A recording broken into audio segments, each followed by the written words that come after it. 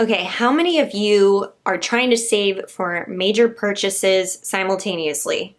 That means you're trying to save for a down payment, maybe you're trying to save for a new car, take a trip, all of these things.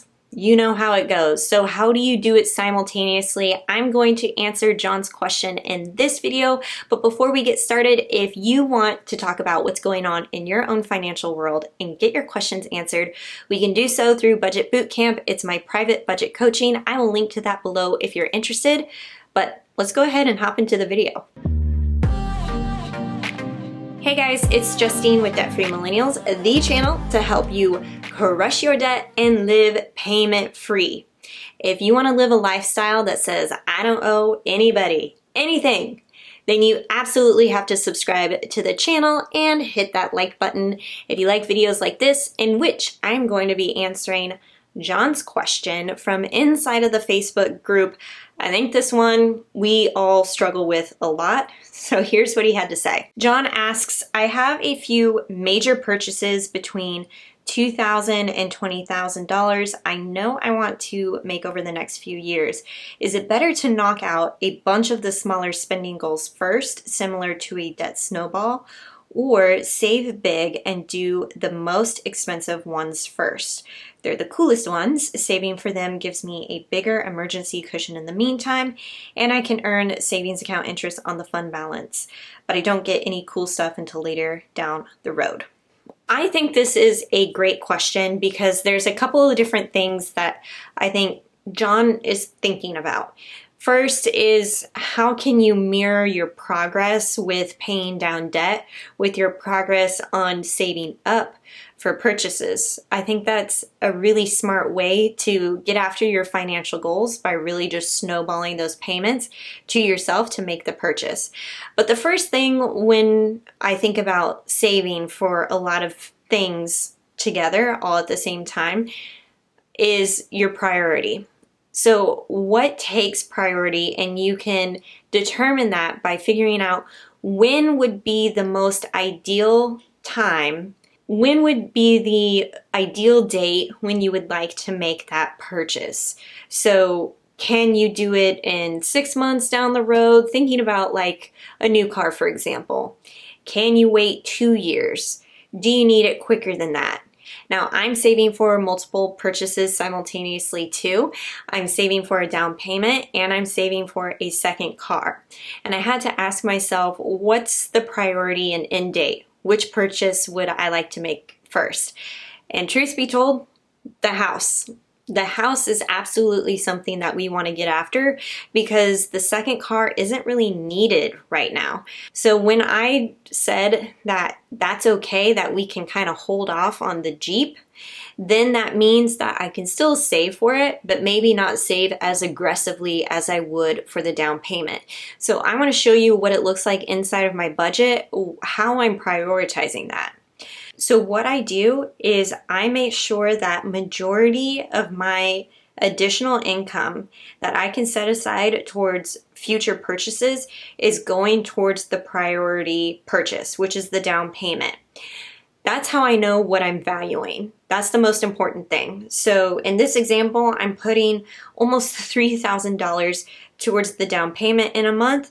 I'm still saving for the Jeep Wrangler, just not as much. Does that make sense? So you're going to prioritize financially by putting more money towards the thing that you want to have first, and then you're deprioritizing those other things, but you're still saving towards it, just not as aggressively. Let's go back to John's specific question here, because he also, I asked him what kind of purchases he was looking to make, and he said that he wanted to upgrade his bed, get a few kayaks. Hell yeah, kayaks sounds amazing. Bigger ones like the Jeep Wrangler, great idea. And building a garage in his backyard. And then there are some other things like a computer. Oh my gosh, okay.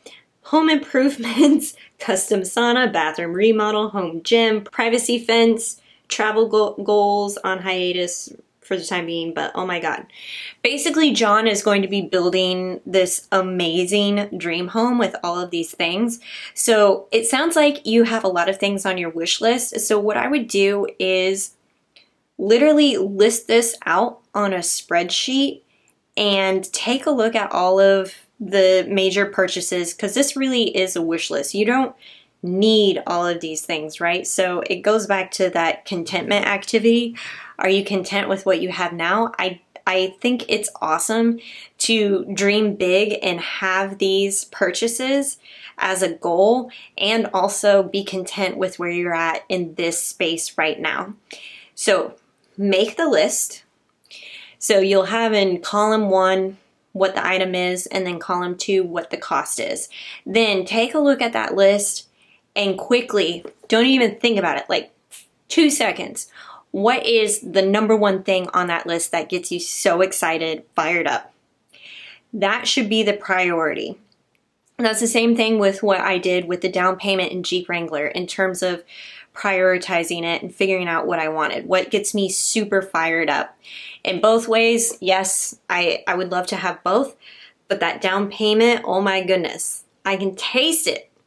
It is that meaningful to me. So I think for you, John, if a quick win, like knocking out, like getting those kayaks, is really going to add value to your life, and if you can hold off on something like the backyard reno or the Jeep Wrangler, maybe you do that. I think it's really, when you become debt-free and you don't have any payments, then you can really have fun with prioritizing those expenses. I would ask yourself, what gets you most fired up about that purchase, and also your goal date. When would you like to make this purchase? I think prioritizing your purchases by heavily saving into one item first is really going to help you make headway.